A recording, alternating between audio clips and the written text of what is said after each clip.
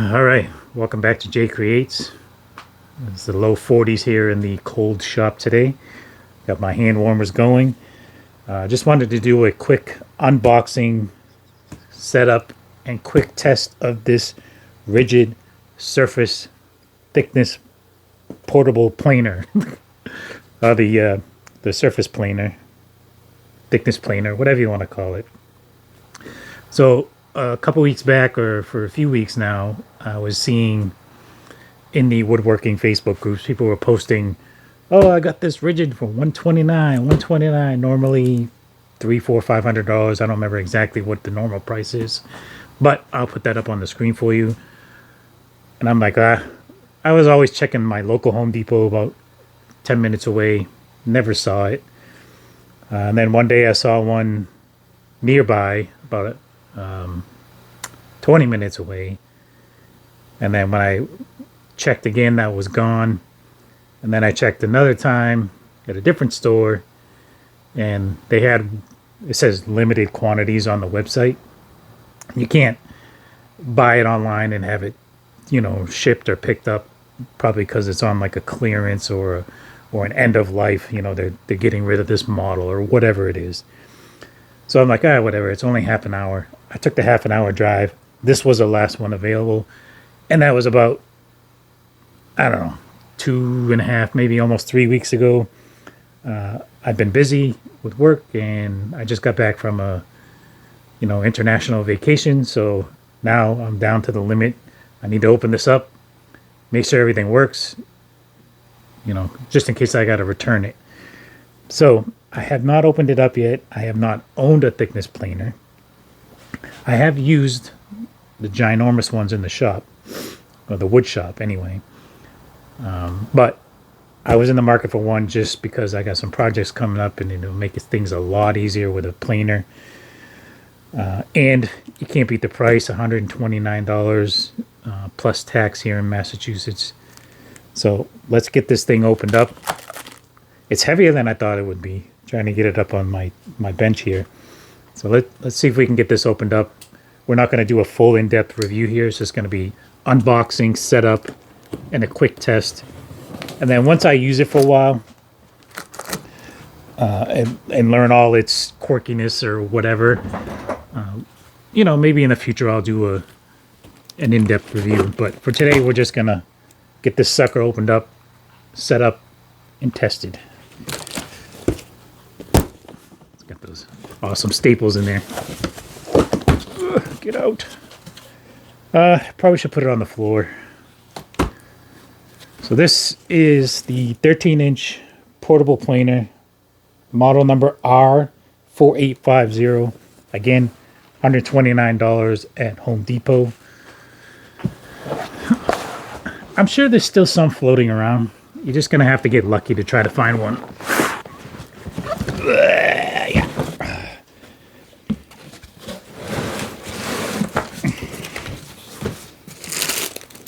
First thing I'm going to do is get the instructions out, take a read through it. So I have where I think the sale comes into place. Maybe they're getting rid of this model, and I've been having a hard time finding replacement blades for it, because if it's an end-of-life model, I may want to stock up on, replacement blades.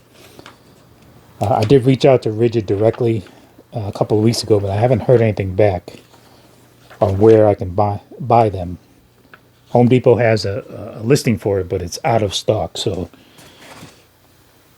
in the box, we got the instructions. We got an Allen wrench,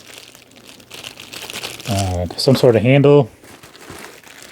There's the lower and raise the blades crank. We got a couple of screws.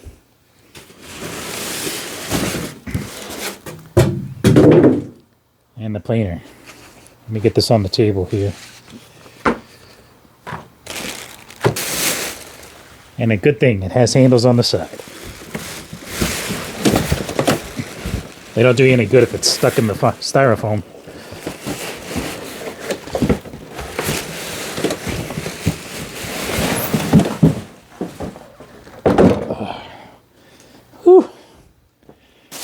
Either that's a little heavy or I'm a little weak.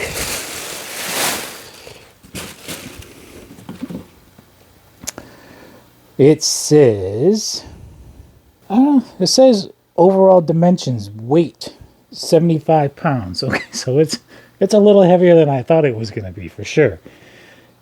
Anyway, we'll be looking at the front of the back here. This is the front.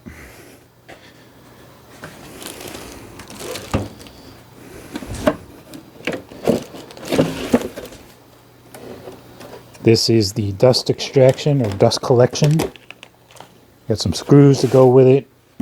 It's the dust port.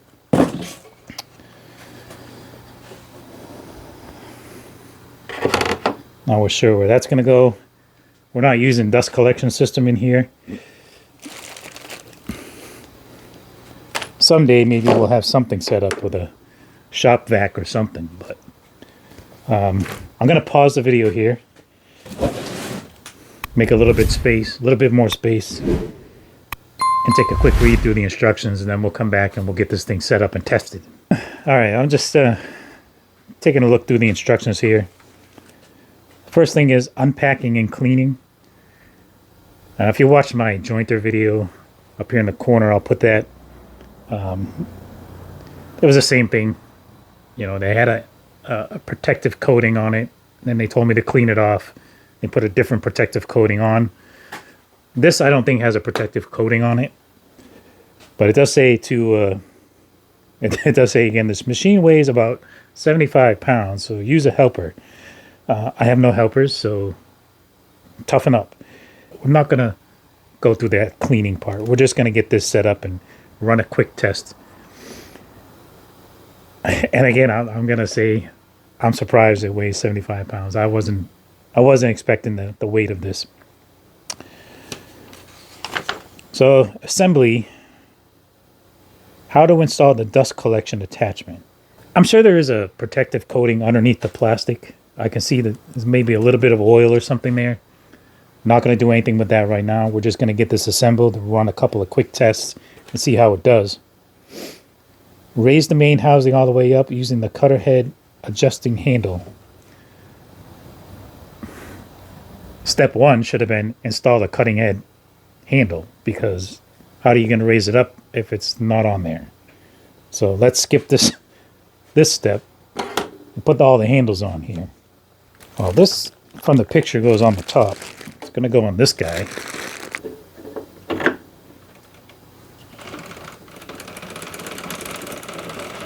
So that just slides on. There is a screw.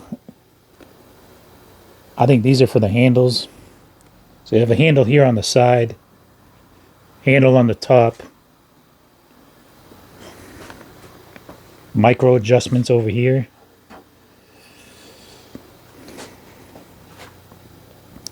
I don't know. We'll figure it out here in a minute.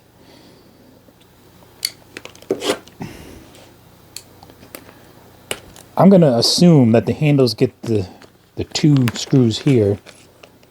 The other ones have too big of a washer on it to go in there. And this should fit. So you got a screw and a lock washer. Drop that in here. Alright. So we raise this all the way up.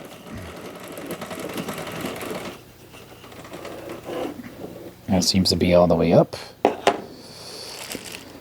So this handle here is I think it's a blade lock. Alright, so you can lock the cutter blades. We're going to use the same screw and washer.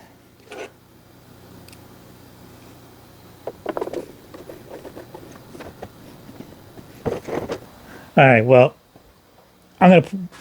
dust collection's not going on. It's being a pain in the butt. This screw and this screw have to come out for the thing to attach, wherever it may be. So it kind of goes in like this.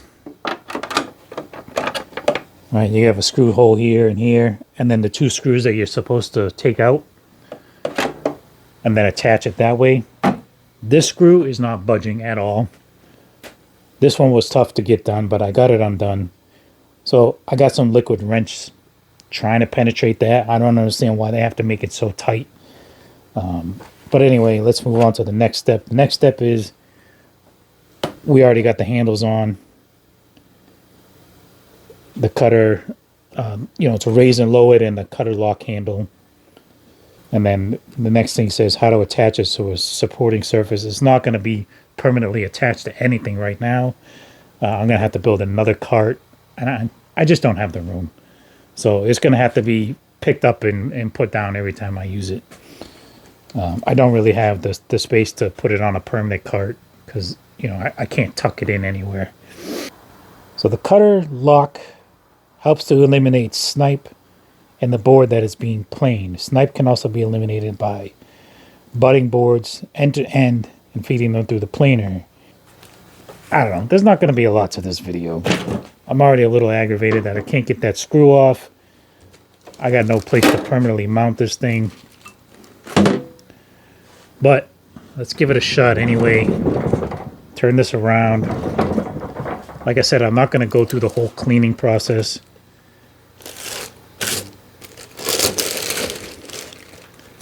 Just going to take the plastic off. I'll probably end up putting the plastic back on.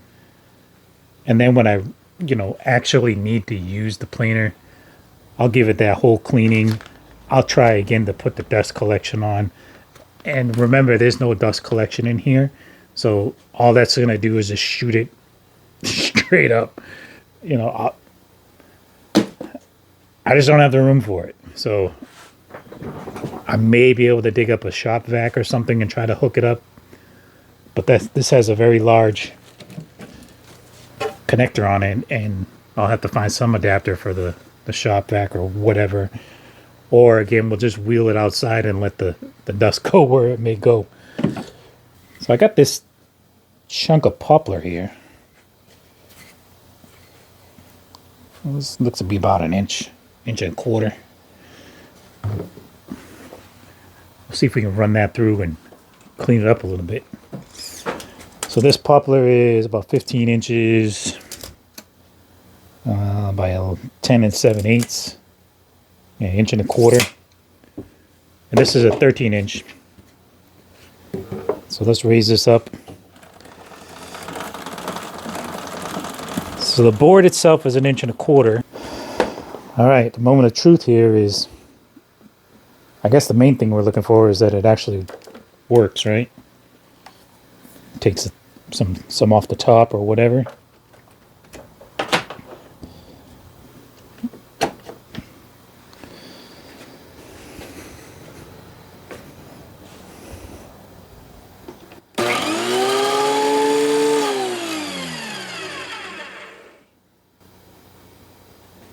Probably not the best spot for the power thing.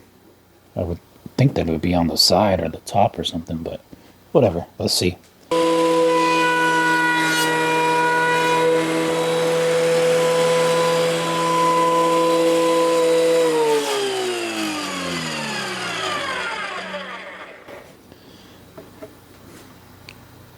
It does work. Let me spin this a little bit. Maybe you can see it come out the back. Put this down a little bit.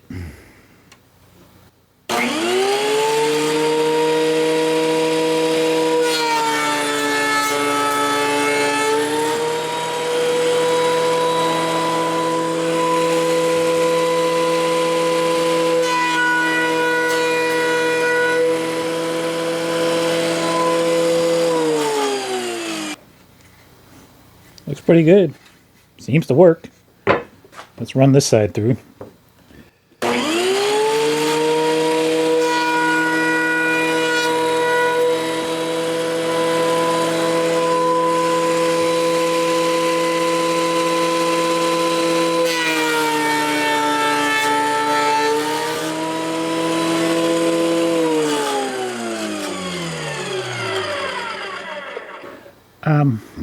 This is going to be messy. So I'm going to have to figure out something for dust extraction or collection or whatever you want to call it. But I'm going to say, it is working. It feels nice and smooth. It looks nice after I ran that board through a couple of times. So I'm I'm going to have to do a cleaning, get all the oil off. Although it's probably going to tell me to put something on there to prevent rust, so maybe I'll just leave it on. But alright, so obviously this video is all over the place. It's not the best of videos, but I just wanted to do a quick get it out of the box, get it on the bench, assemble it, and run a quick test. And we did all that. So mission accomplished anyway.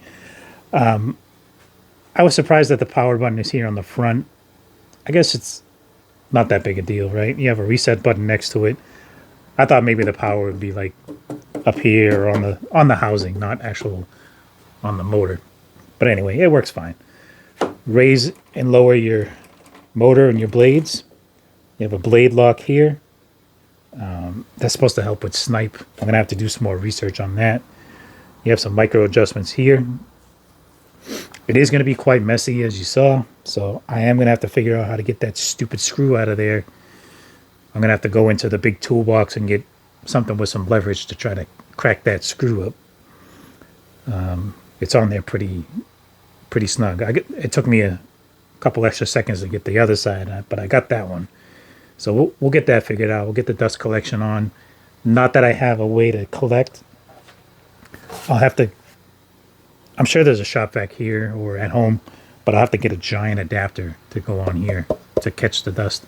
Or like I said, we'll wheel it outside and use it outside. But it is winter time and it's cold out. So anyway, mission accomplished here. I'm just getting this video out, unbox it, assemble it, run a quick test to it. And when I learn how to properly use it, we'll make another video. So thanks for checking in. Hit that subscribe button, and we'll get back to building here shortly. Thanks.